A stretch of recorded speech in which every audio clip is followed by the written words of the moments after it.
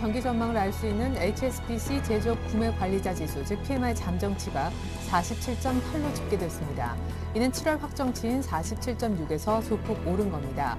그러나 전문가들은 지난달 제조업 경기가 9개월 내 최저를 보이며 악화 일로를 걷던 모습은 중단됐지만 8월 반짝 개선으로 반등세가 도래했다고 보기에도 역부족이라는 진단을 내놓고 있습니다.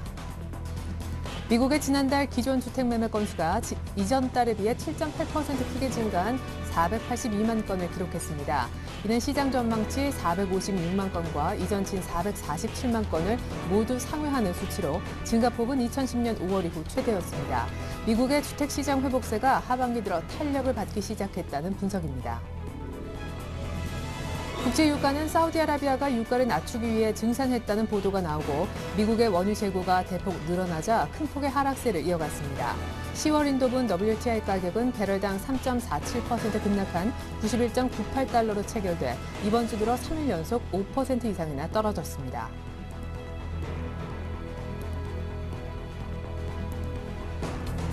단기 연체자의 이자를 감면하고 빚 상환을 미뤄주는 프리 워크아웃 시에 주택담보대출에도 적용됩니다.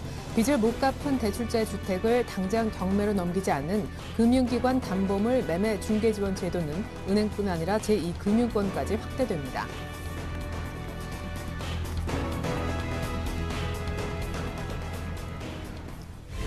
안녕하십니까. 오늘장 내일장 일부의 최린아입니다. 전일 일본 중앙은행까지 글로벌 유동성 파티에 동참했지만 파티 기운은 오래가질 못하네요.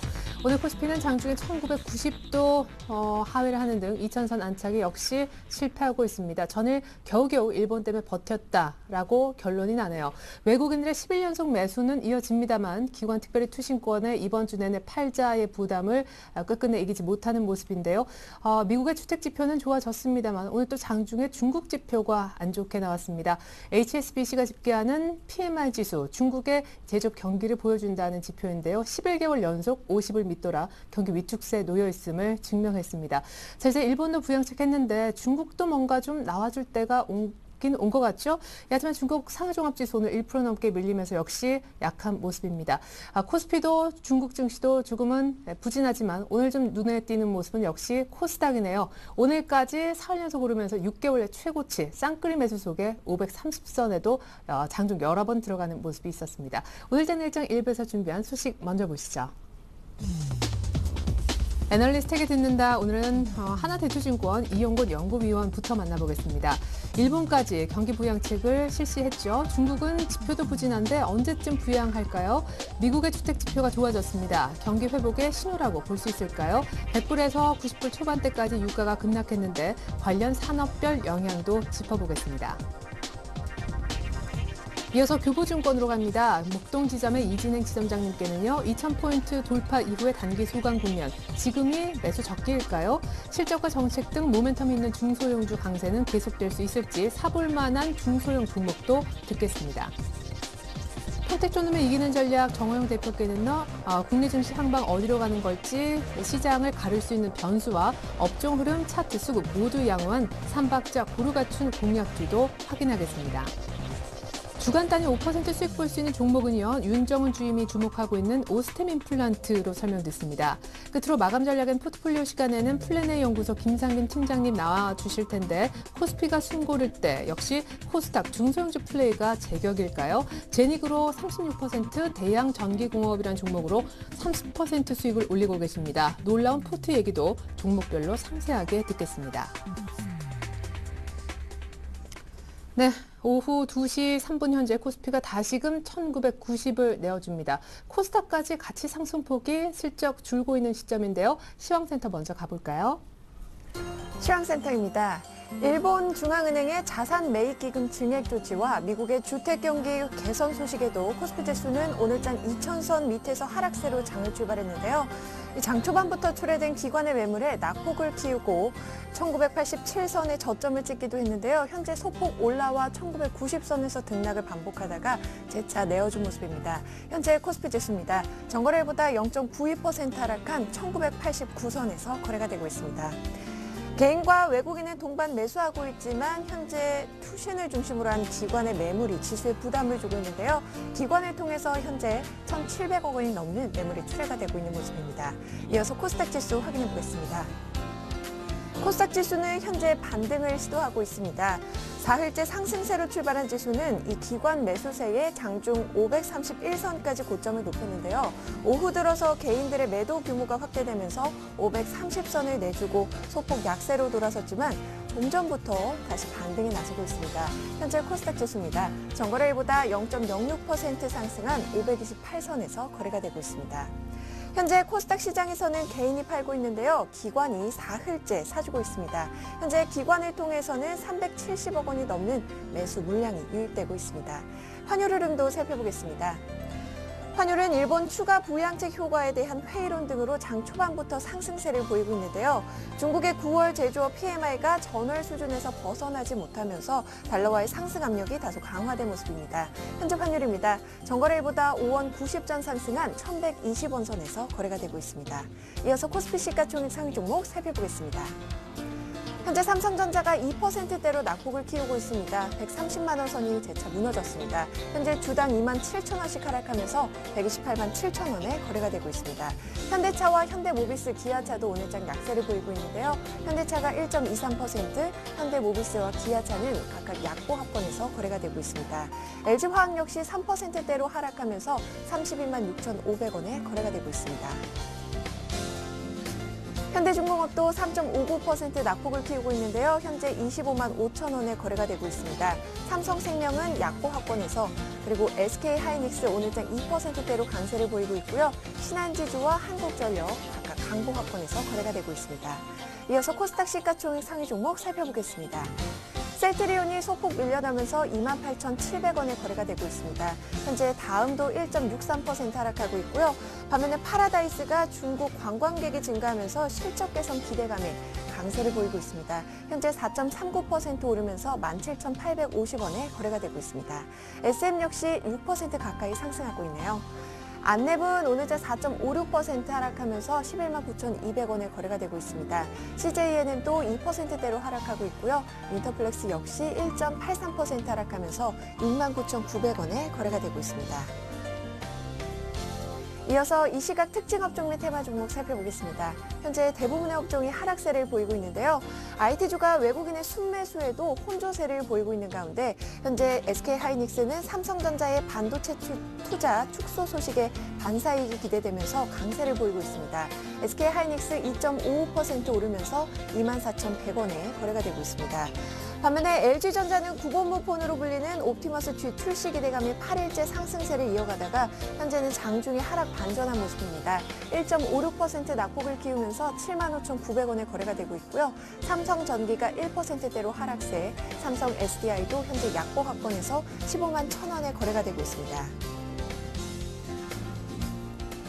또한 삼성전자가 이 반도체 부문 투자 축소를 검토한다는 소식에 반도체 장비 관련주들도 약세를 보이고 있습니다. 현재 서울반도체가 약보합권에서 거래가 되고 있고요. 원익 IPS는 현재 6% 가까운 급락세입니다. 이오테크닉스가 2.11%, 네페스 역시 3.47% 하락 중이고요. 시그네틱스도 3% 가까이 하락하면서 3,150원에 거래가 되고 있습니다. 국제 유가 급락으로 정유 3사가 약세를 보이는 가운데 항공주들은 상승하고 있습니다. 관련주 살펴보시면 현재 SK이노베이션은 4%대로 급락세를 보이면서 16만 7천원에 거래가 되고 있고요. SO일과 GS 역시 각각 3%대로 하락하고 있습니다. 반면에 아시아나항공은 1.7% 상승 중이고요. 대한항공도 주당 800원씩 오르면서 5만 300원에 거래가 되고 있습니다.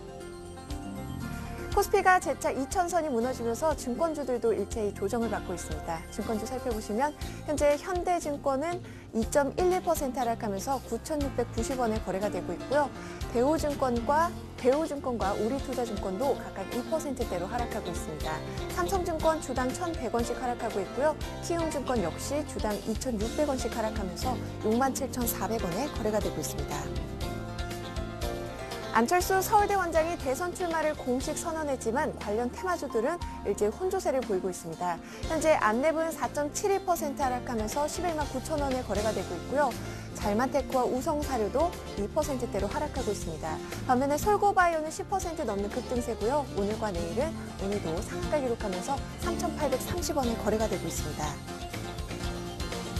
문재인 민주통합당 후보의 관련 테마주들도 줄줄이 약세를 보이고 있습니다. 대선 출마를 공식화한 안철수 무소속 후보와의 단일화에 대한 우려가 작용한 것으로 풀이되고 있는데요. 바른손이 8% 넘는 급락세고요. 현재 우리들 제약은 하한가 기록했습니다. 우리들 생명과학 역시 하한가 가까이 떨어지면서 2,540원에 거래가 되고 있고요. 근데 조광페인트가 8.15%, 유성 TNS도 9% 넘게 급락하고 있습니다. 화장품주가 실적이 개선되고 또 중국 시장으로의 확대 전망에 최근 주가 흐름이 굉장히 긍정적입니다. 오늘 장도 강세를 보이고 있는데요. 아모레퍼시픽이 2.55% 오르면서 116만 8천 원에 거래가 되고 있고요. 아모레쥐도 주당 12,000원씩 상승하고 있습니다. 코스맥스가 3.88%, 제닉도 3%대로 강세를 보이고 있고요. 한국콜마도 주당 450원씩 오르면서 14,350원에 거래가 되고 있습니다. 장동건과 김병만 그리고 이수근 등의 증시 입성 소식에 엔터주들이 동반 강세를 보이고 있습니다. 특히 이들을 영입하는 SMCNC는 상한가를 기록하고 있는데요. 현재 오늘 거래가 재개된 SMCNC는 장동건과 김하늘 등의 소속사 ANENT를 흡수 합병하고 이수근과 김병만을 영입하면서 시장의 투심을 자극하고 있습니다. SMCNC는 상한가 기록했고요. 현재 SM이 5.79% 강세를 보이고 있습니다. YG엔터테인먼트도 주당 5,000원씩 오르고 있고요. 로엔이 4%대 강세, 현재 펜엔터테인먼트도 2.29% 오르면서 4,900원에 거래가 되고 있습니다. 지금까지 시황센터에서 김혜선이었습니다. 외국인의 순매수가 아주 아슬아슬합니다. 코스닥 잘하면 기관만 살 수도 있겠는데 530선에서 소폭 밀려나 있는 528.66 현재 코스닥 지수 흐름까지 잠깐 살펴봤습니다. 여의도로 가보죠. 오늘은 하나대투증권으로 가서 이영곤 연구위원 만나보겠습니다.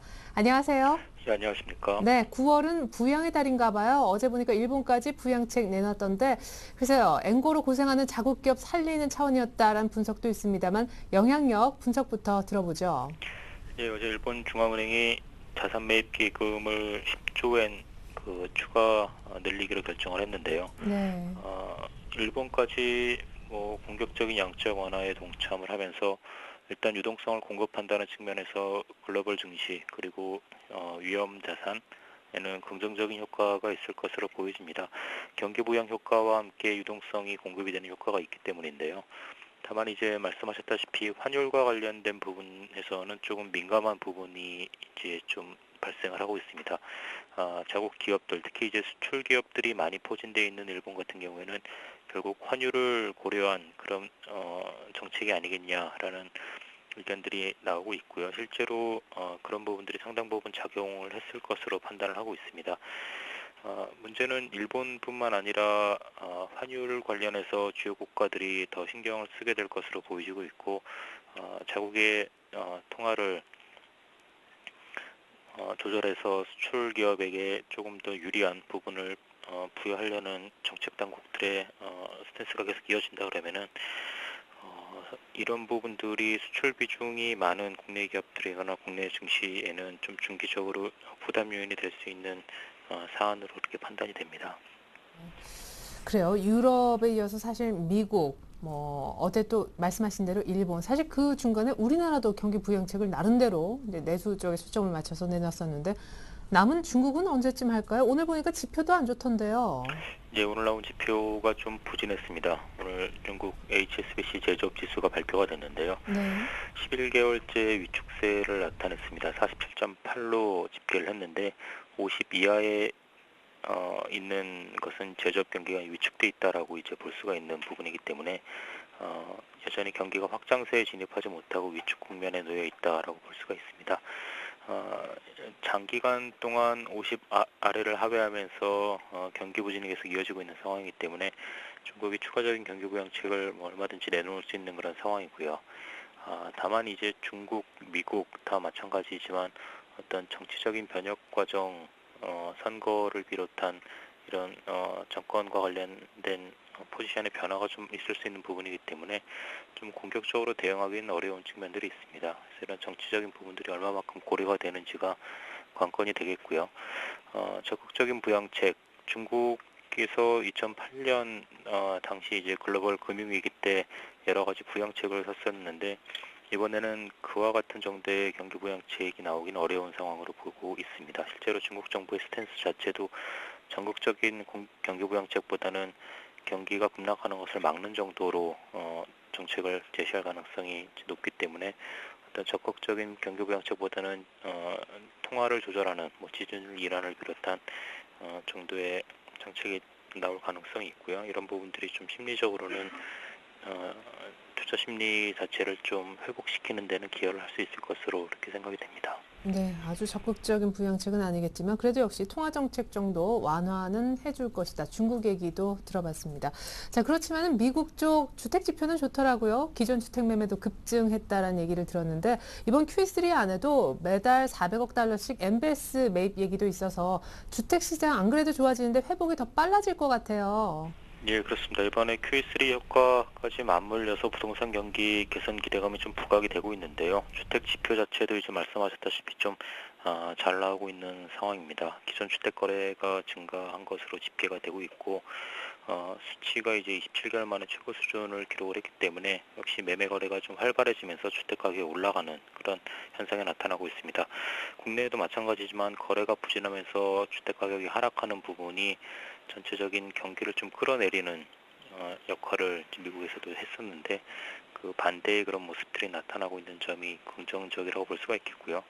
이런 주택 시장 회복이 계속 이어진다 그러면은 결국 고용 증가로 이어져서 소비 증가로까지 연결될 수 있다는 측면에서 좀 주목할 만한 부분이겠고 이런 부분들을 중심으로 경기가 다소나마 이제 회복을 할 수 있는 여지가 있을 것으로 그렇게 보여집니다. 네. 무엇보다 이제 상품 쪽의 변화가 조금씩 드러나는데 금값은 괜찮은 것 같은데요. 특별히 WTI 기준 유가는 급락을 간밤에 했지요. 100불 가는 것 같더니만 이제 90불대 초반까지 내려왔는데 오늘 그래서 정유주가 약한 모습인 것도 같습니다. 산업별 영향력 좀 짚어주셨으면 좋겠고 먼저 급락이 일시적인 급락이라고 보시는지부터 점검해 주시죠. 예, 국제유가가 일주일 사이에 5% 이상 하락을 했는데요. 사실 낙폭이 단기간 내 좀 크게 진행이 되고 있는 것으로 보여집니다. 하락한 원인에 대해서 경기 둔화에 대한 우려감, 또는 일부 거래 실수 가능성 이런 부분들이 제기가 되고 있는데 일단 그 수급적인 측면만 놓고 봐도 좀 유가의 하락 압력이 어느 정도 있는 상황이기 때문에 유가가 단기적으로는 좀 부진한 흐름, 약세 흐름 좀 나타날 가능성이 있습니다. 업종별로는 유가 오늘 급락으로 인해서 정유화학주들이 좀 주가가 약세를 나타내고 있고요. 반대로 원가 하락 요인으로 작용할 수 있는 항공주와 같은 경우에는 좀 수혜가 가능할 것으로 보여집니다. 다만 이제 국제 유가 하락세, 즉 지금과 같은 급락세가 장기화되진 않을 것으로 보고 있습니다. 경기 둔화에 대한 우려감이 있지만 반대로 공급적인 측면에서 국제 유가의 하락이 좀 저지가 될 수 있는 또 가능성도 많이 있습니다. 최근에 나타나고 있는 중동 불안 요인들도 좀 마찬가지겠고요. 이런 부분들까지 맞물리면은 유가가 급락세 또는 하락세가 장기화되지는 않는다는 측면에서 지금 유가 급락과 이런 부분으로 인해서 움직이고 있는 업종 이런 부분들은 조금 더 단기적인 트레이딩 관점으로 일단 봐야 되지 않을까 그렇게 보고 있습니다. 네, 오늘 유가 급락에 따라 밀리는 에너지 섹터들 오히려 짧게나마 매수 관점으로 임하는 것이 맞겠다라는 얘기 들어봤습니다. 일단 금요일 날 미국 Q3 때문에 2,000포인트 쑥 올라와서 이렇게 가면 2,200도 가겠다 했었는데 아니나 다를까 좀 지수가 숨을 고르면서 대형주의 탄력이 떨어지는 국면인 것 같습니다. 마감 전략 세워주세요. 예, 중대형주 상승 탄력이 좀 둔화되는 모습인데요. 2,000포인트 회복한 이후에 안착을 위해서 매매 공방이 지금 며칠째 이어지고 있는데 일단 오늘은 현재 1993포인트까지 하락을 한 상황입니다. 외국인들 매수세가 이어지고 있지만 매수 강도가 그렇게 강하지 않기 때문에 사실 중대형주를 끌고 갈 만한 어떤 수급 주체가 부족한 상황입니다. 프로그램 매수 차익 거래 잔고 자체는 상당히 높은 상황, 이미 높은 베이시스로 충분한 물량이 들어와 있는 상황이기 때문에 추가적인 베이시스 확대를 통해서 매수 차익 들어올 수 있는 부분들이 좀 제한적으로 보여지고 있고요. 그렇다면 결국 수급 측면에서는 외국인들의 매수세가 중요한 부분들인데 외국인들 매수세는 이미 이벤트 이전에 상당 부분 선유입된 것이 아닌가 그렇게 추정을 하고 있습니다. 당분간 중대형주 탄력은 조금 더 둔화되면서 지수 흐름 자체는 조금 더 그 지지부진한 흐름이 나타날 것으로 보여지고 있고요. 다만 큰 폭의 조정이나 이런 부분들보다는 등락 과정 정도가 나타날 것으로 당분간은 보여집니다.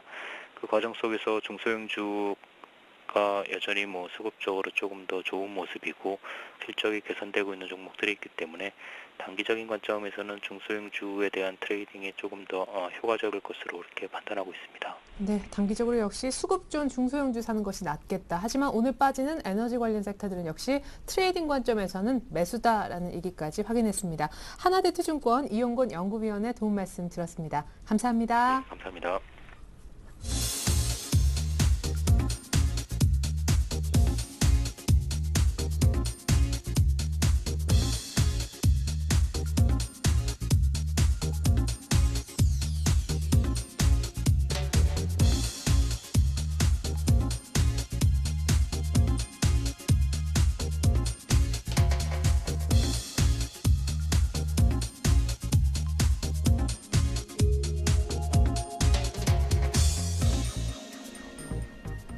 네, 오늘 다양한 의견들이 있었습니다. 이제 투신권이 파니까 좀 보수적으로 보자. 5일선도 이탈했다. 그리고 그래도 대형주 사도 된다. 의견들이 있었는데요. 오늘 이 가운데 조정 시 매수 관점을 얘기하신 교보증권 목동지점 이진행 지점장님 만나보겠습니다.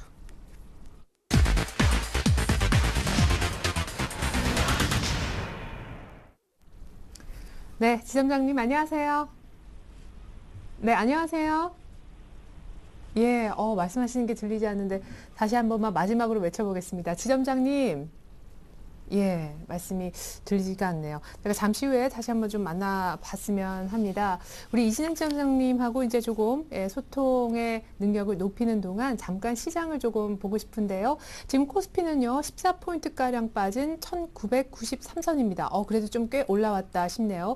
2% 넘게 빠졌던 삼성전자의 흐름이 좀 주요할 텐데, 삼성전자는 여전히 2%대 낙폭을 좀 유지하고 있습니다. 하지만 외국인들이 선물을 지금 2,000계약 넘게 좀 빠르게 많이 사주고 있는 국면이라서 오늘 투신권의 매물을 이쪽 선물의 매수로 인한 프로그램 매수가 조금은 받쳐주는 형국이라 하겠습니다. 물론 이제 개인들도 같이 사주고 있는데요. 외국인 제가 아까 아슬아슬하다 했었는데 코스닥을 또 잠깐 볼까요?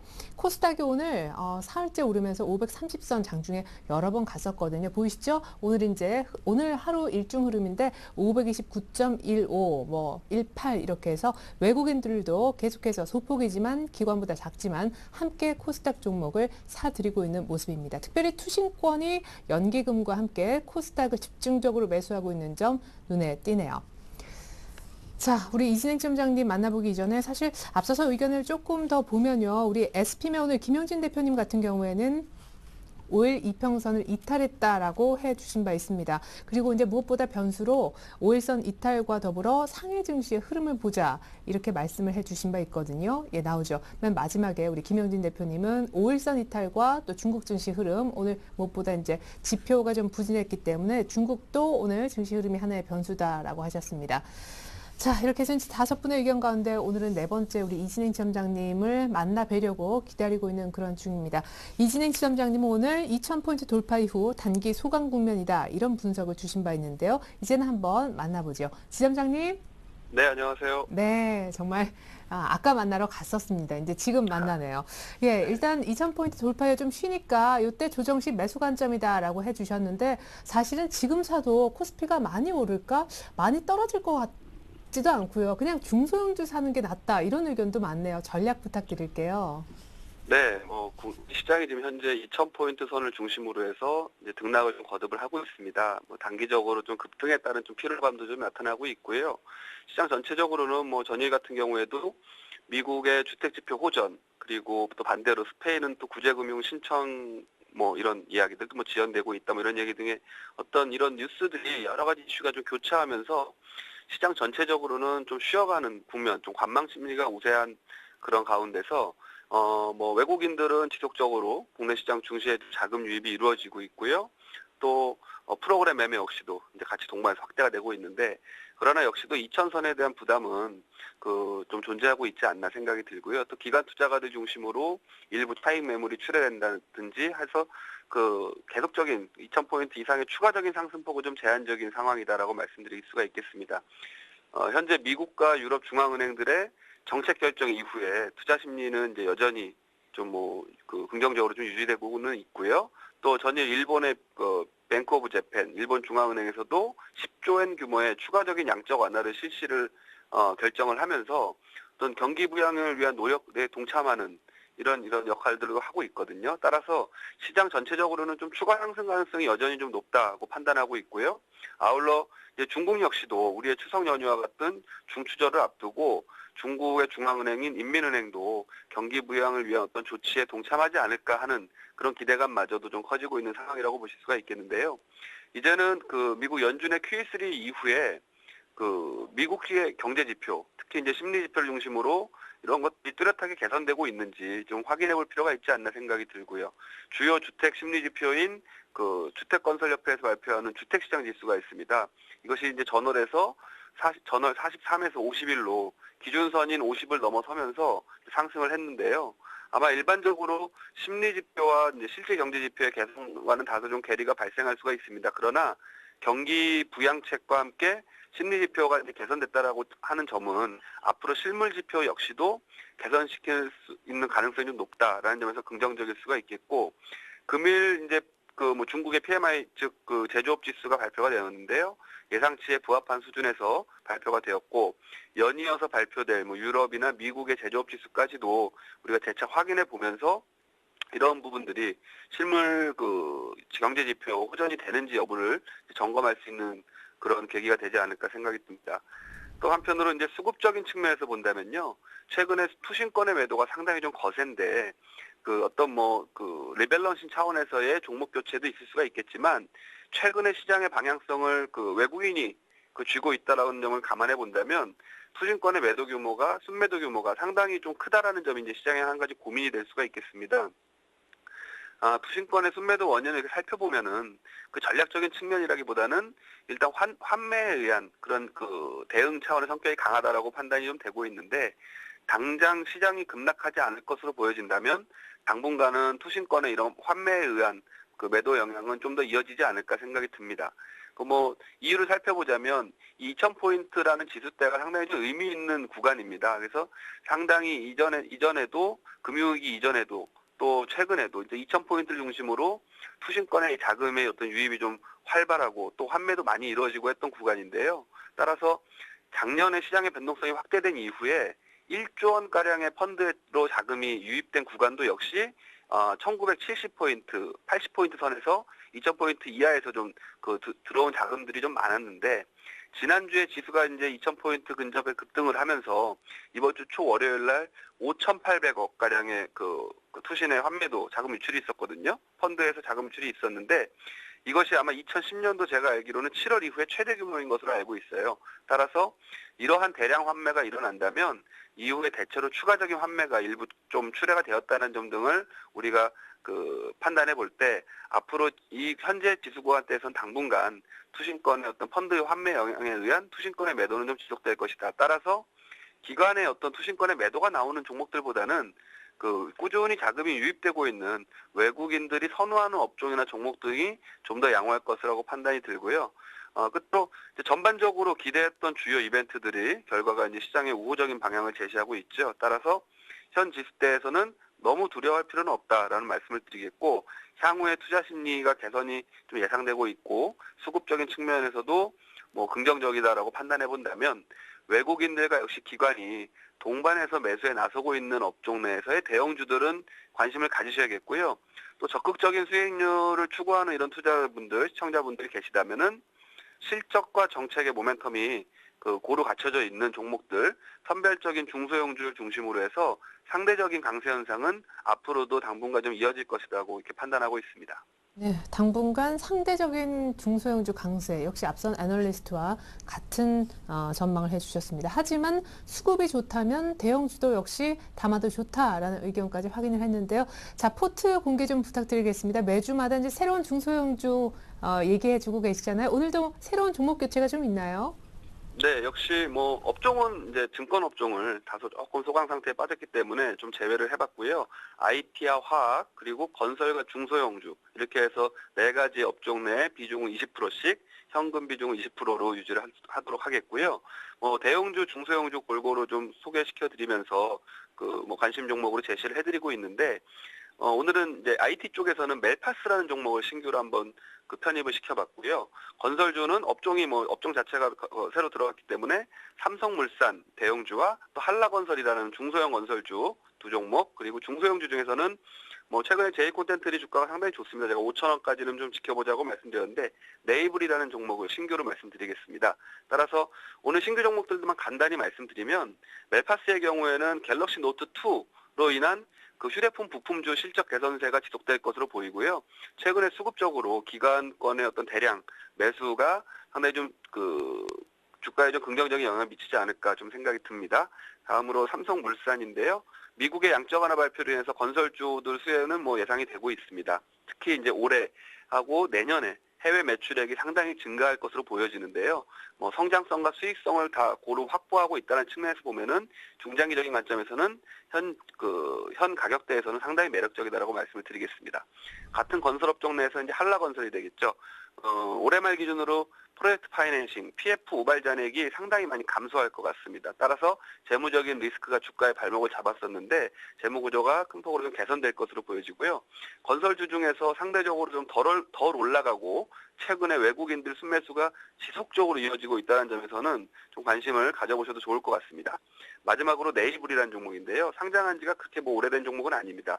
다만 통신 3사의 투자 증가로 인해서 실적 호조세가 좀 예상이 되고 또 국내 통신사와의 상용화를 바탕으로 이제 해외 시장의 진출을 전망하고 있는데요. 뭐 시가총액이 그리 크지 않지만 상당히 좀 성장성을 갖추고 있는 종목에서 앞으로 관심을 가지고 보셔도 좋을 것 같습니다. 네, 오늘 신규 종목으로 멜파스, 삼성물산, 한라건설에 이어서 통신 3사 투자 증가 수혜주이자 오늘 급등하는 네이블까지 신규로 말씀을 들어봤습니다. 교보증권 목동지점 이진행 지점장님의 전략이었습니다. 종목까지 감사합니다. 네, 감사합니다.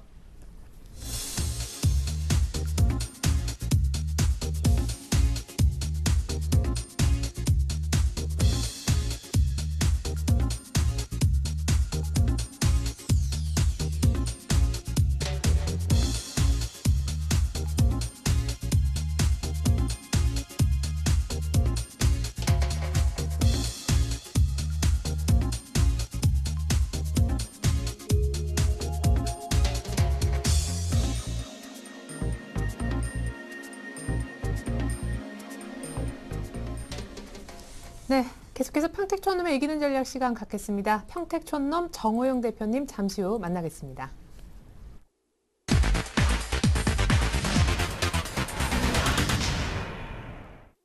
네, 정 대표님 안녕하세요.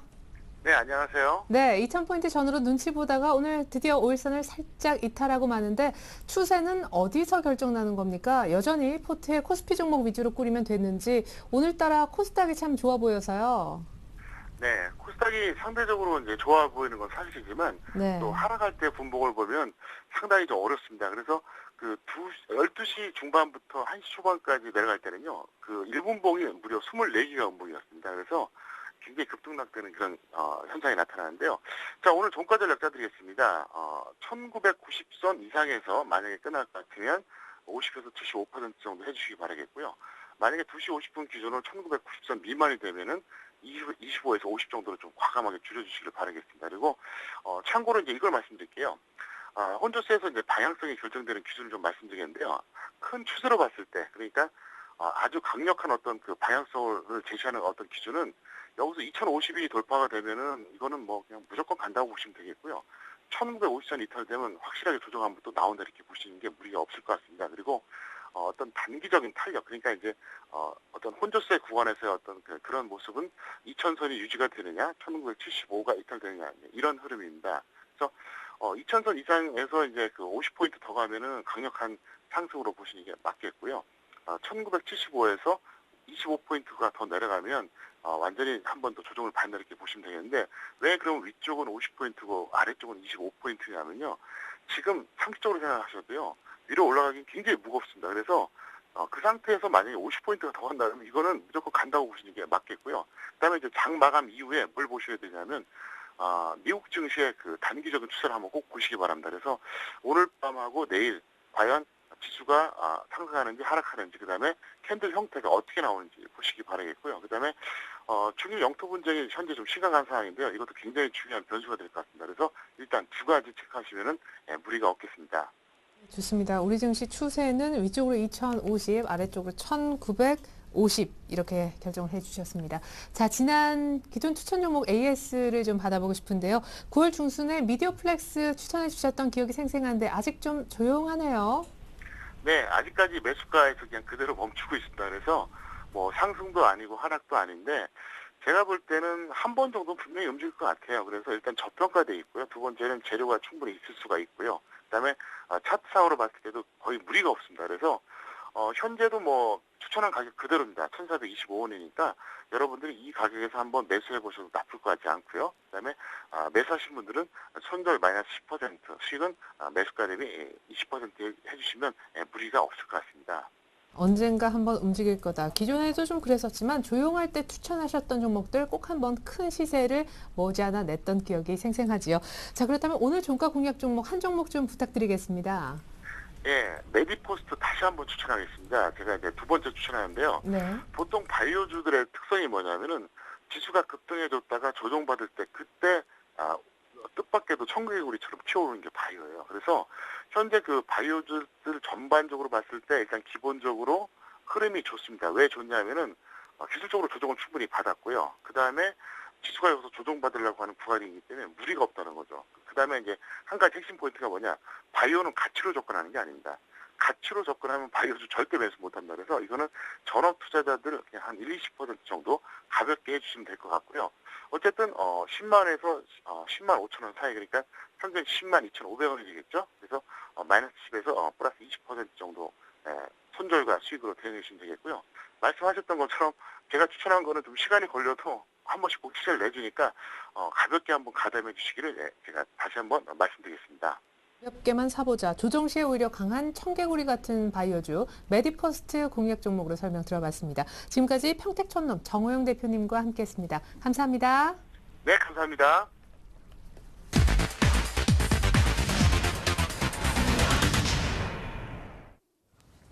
네, 일주일 동안 5% 정도 수익이 기대되는 종목을 추천받는 주간 5% 공략주 시간입니다. 먼저 추천 종목들의 수익률부터 공개합니다.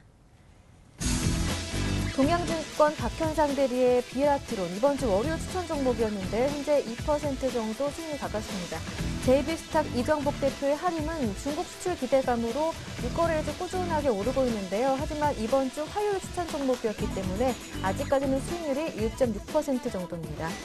지난주 수요일 추천 종목이었던 아이러브스탁 전진우 팀장의 프리랜스는 아쉽게도 이번 주 화요일에 손절가 처리됐습니다. 네, 그리고 지난 9월 6일 종목이었던 리딩투자증권 윤정훈 주임의 인터플렉스 마찬가지로 손절 처리됐고요. 박지훈 과장의 현대그린푸드는 5.7% 수익으로 1위입니다. 네, 이 가운데 오늘은 리딩투자증권 윤정훈 주임 만나봅니다. 안녕하세요. 네, 안녕하세요. 네, 인터플렉스 6일 추천 종목이었는데요. 월 초에 7만 7천 원대까지 오른 이후에 지금은 7만 원대가 저항이 되고 있습니다. 그 이후의 방향 어떻게 예상하십니까? 네, 윤정훈 주임님. 네, 리딩투자증권 윤정훈 주임님의 종목은 인터플렉스였습니다. 지난 9월 6일 추천 종목이었는데요. 아쉽게도 추천하신 이후 그 다음 주 화요일에 손절 처리가 됐습니다. 현재 가격은 69,700원인데요. 오늘도 한 2% 정도 내리는 상황입니다. 윤정훈 주임님의 인터플렉스 매수하신 가격은 72,000원이고요. 목표가는 77,000원. 다시 한번 최고가까지 오를 수 있다 이렇게 내다보셨는데요. 손절가 67,000원을 지난주에 이탈했습니다. 현재 가격은 손절가 위로 올라왔 지만 손절 처리된 종목들 아직 손절 처리 못하신 분들도 대응 전략 세워드리겠습니다. 주인님 안녕하세요. 네, 안녕하세요. 네, AS 받아보겠습니다. 네, 인터플렉스를 기존에 제가 이제 아이폰 5에 대한 기대감으로 이제 연성 PCB를 제공하고 있기 때문에 애플에 미리 이제 선점한다는 측면에서 추천을 드렸습니다. 그리고 인터플렉스가 올해 들어서 굉장히 좋은 움직임을 보이고 있고, 현재도 7만 원대에서 한번 손절을 했지만 다시 7만 원까지 올라와서 이제 다시 한번 지지를 받으면서 올라갈 준비를 하고 있는데요. 아무래도 우리나라의 아이폰 5에 대한 이런 좀 기대감이 좀 줄어들지 않았나 그런 생각이 들고요. 그래도 삼성전자와 애플에 둘 다 납품한다는 그런 큰 메리트가 있기 때문에 조금 조정을 받겠지만 향후에는 더 올라갈 것으로 생각하고 있습니다. 그래서 지금 아직도 보유하고 계신 분들이 계시다면은 이제 72,000원 매수하신 가격까지 가서 한 번쯤 매도하시는 거를 생각해 보시는 게 좋을 것 같습니다. 네, 인터플렉스 AS 받아봤고요. 주인님 명예를 회복시켜줄 오늘의 공략주 어떤 종목인가요? 네, 금일 저희가 추천드릴 종목은 오스템 임플란트라는 종목입니다. 네. 오스템 임플란트는 이제 그 회사 이름처럼 국내 1위의 임플란트 전문 회사이고요. 현재 이제 추천드리는 두 가지 이유가 있습니다. 첫 번째로는 국내 부분에서 여러 가지 그 구조조정이 일어남에 따라서 대기업 위주의 임플란트 시장이 될 것 같습니다. 그래서 수익성이 개선될 전망이고요.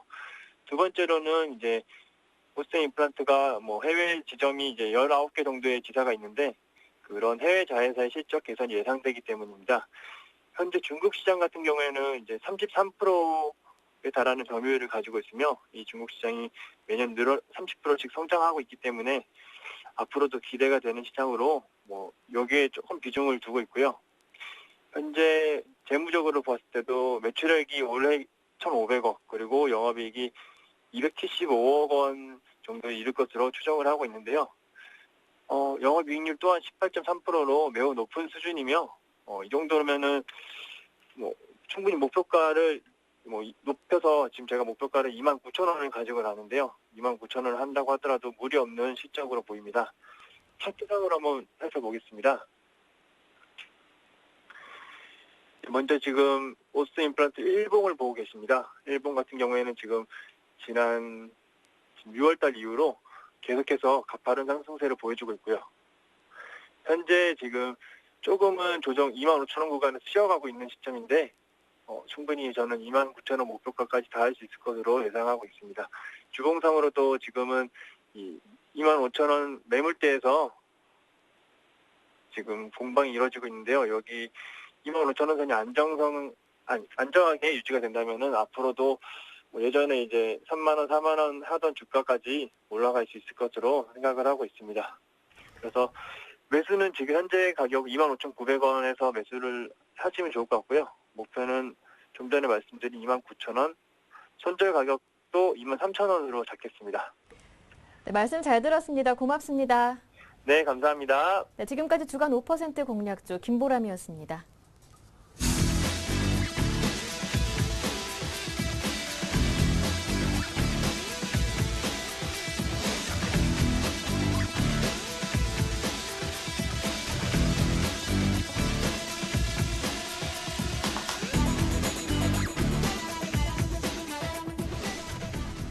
네, 마감 전략 다시 한번 짜보고 포트폴리오 종목 얘기도 듣겠습니다. 플래너의 연구소 김상균 팀장님 함께합니다. 안녕하세요. 네, 반갑습니다. 네, 이번 주 내내 투신권 팔면서 코스피 결국 2차선 안착에 실패하는데 코스닥은 상대적으로 굉장히 잘 가네요. 일본 호재도 하루짜리에 그치는 것 같아요. 예, 전체적으로 QE3가 발동되면서 소형주보다는 대형주 장세에 좀 몰릴 것이다라는 얘기가 많이 나왔지만 아직까지 뚜렷하게 외국인들이 대형주를 매수하거나 수급적인 펀드멘털이 개선되지는 않고 있습니다.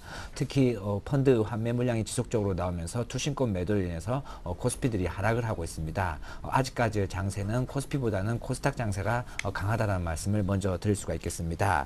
그러면서 지속적으로 수급 부분에서 모니터링을 하면서 외국인들이 순매수가 들어올 경우는 코스닥보다 코스피로 또 갈 확률이 높기 때문에 우선은 지금 당분간은 코스닥으로 매매를 하시다가 수급 부분을 지속적으로 모니터링하면서 외국인들의 매수세가 지속적으로 들어올 때 코스피 쪽으로 갈아타시는 전략을 제시해드리도록 하겠습니다. 네, 그러니까 지금은 중소형주가 훨씬 낫다. 네. 예, 좋습니다. 코스피 쪽에는 외국인들이 조금 어설프게 이렇게 매수 강도 강하지 않게 들어오기 때문에 그때까지는 중소형주에 집중하자라는 얘기이셨습니다. 자, 그렇다면 오늘 포트폴리오에 신규로 넣을 종목이 있으신가요? 볼까요? 예, 오늘 가지고 나온 종목도 마찬가지로 중소형주라 보시면 되겠습니다.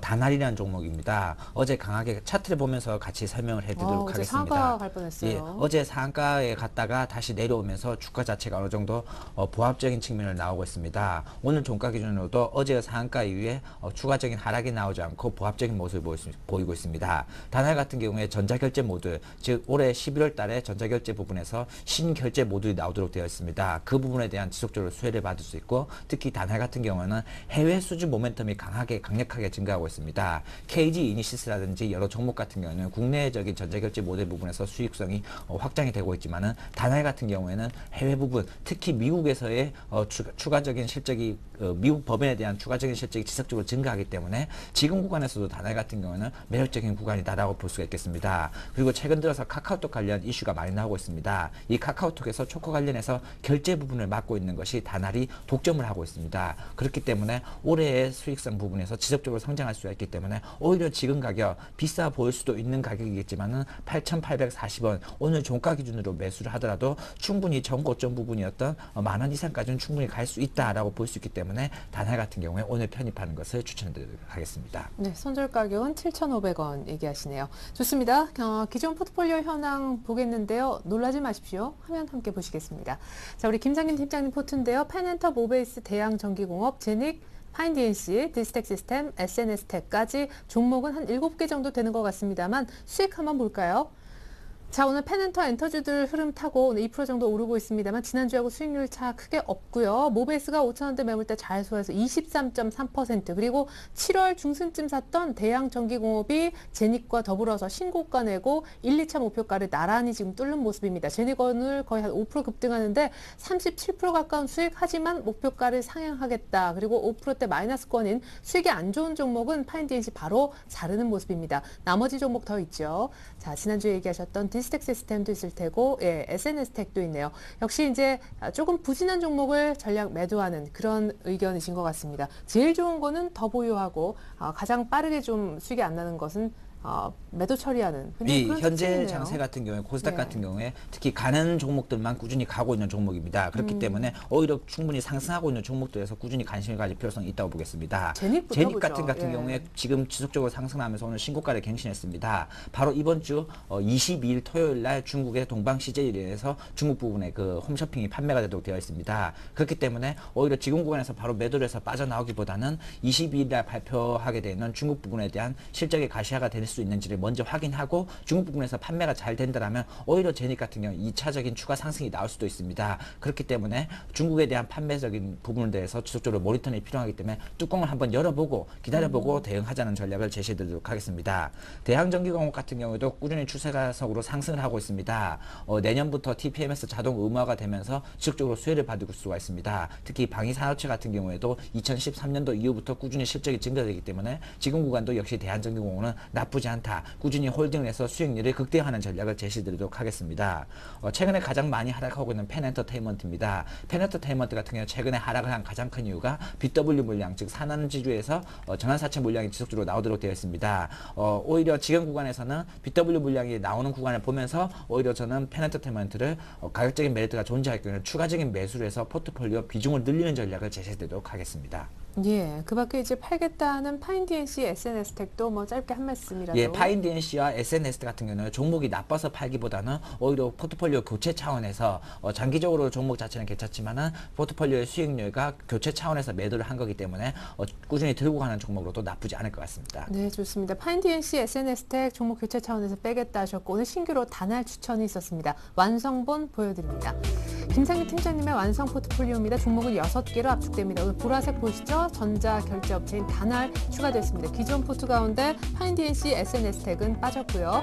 자, 지금 수익률이 36.9% 찍고 있는 제닉은요. 더 갖고 가겠다, 안 팔겠다 하셨습니다. 이번 달 말 중국 홈쇼핑 판매 실적 보고 목표가는 일단 65,000원으로 올려주셨습니다. 나머지 종목 모두 홀딩이고요. 펜엔터는 잘하면 비중 확대까지 할 수 있다고 하셨습니다. 다날 오늘 신규 추천주였는데 카카오톡 독점 결제를 하고 있습니다. 오늘 종가 매수 얘기 들어봤습니다. 지금까지 김상균 팀장님 도움 말씀 있었습니다. 감사합니다. 감사합니다. 네, 잠시 후 종가 들고 오늘장 내일장 2부로 다시 오겠습니다. 고맙습니다.